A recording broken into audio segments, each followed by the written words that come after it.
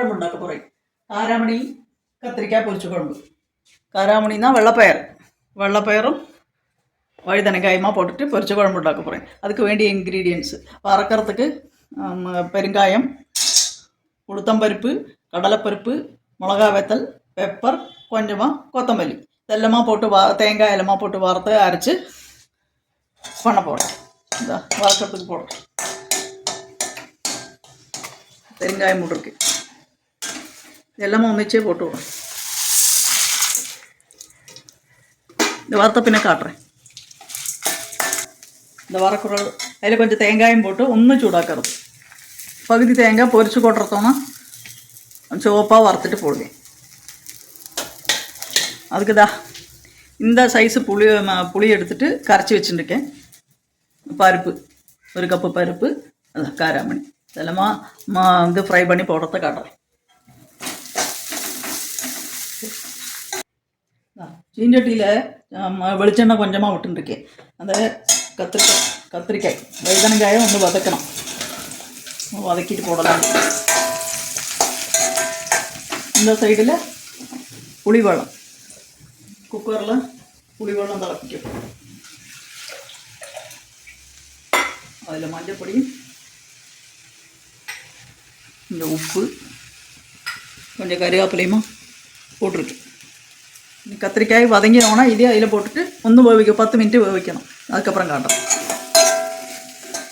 அதை கத்திரிக்காய் ஒன்று வதங்கியாச்சு. இது நான் புளி வெள்ளத்தில் போட்டுட்டு ஒரு 10 மினிட்டு தாழ்த்திருப்பேன்.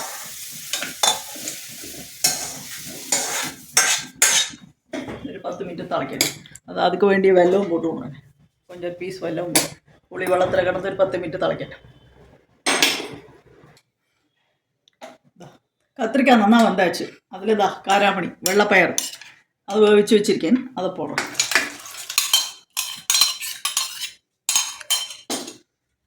பருப்பு வேக வச்சதும் போடலாம்.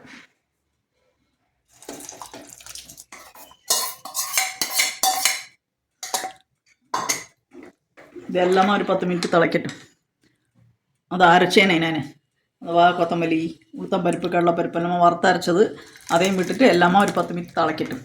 திளைச்ச பின்னே சொல்கிறேன். இந்த அப்புறம் தான் கடுகு, உளுத்தம்பருப்பு பொரிச்சு கொட்டை வச்சுருக்கேன்.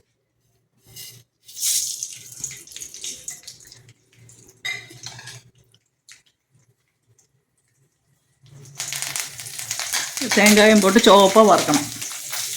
அது காட்டித்தரேன். போட்டுட்டு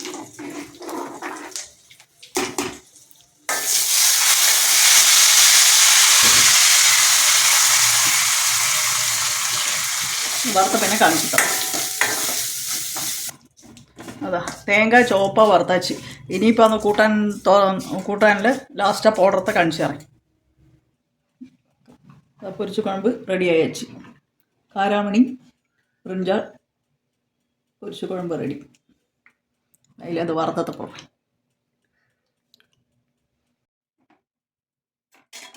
சோப்பா பார்த்தீங்கன்னா மேலே